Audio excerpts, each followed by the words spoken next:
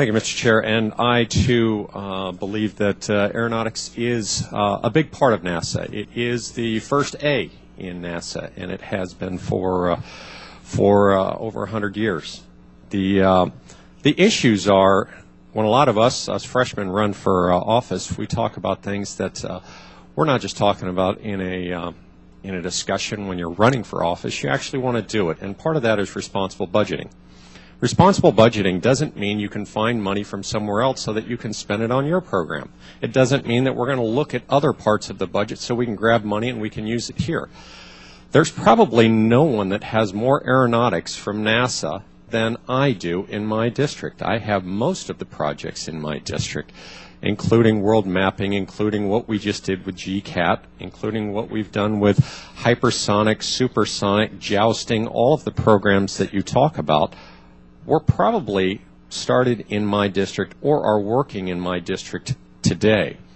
So when I talk about responsible budgeting, I also have to look at my own backyard. I can't just say, look, I'm going to support everything that I've got as opposed to what you might have. We have to look at NASA's budget as a whole.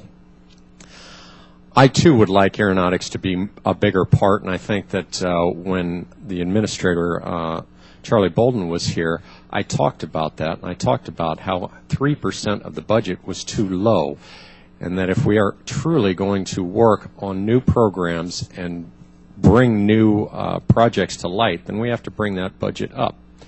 This is not the way to do it.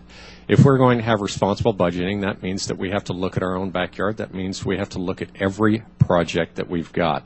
This is a responsible budget to what the project, to where we are today. We have overspent for the last umpteen years. We have to get this in line.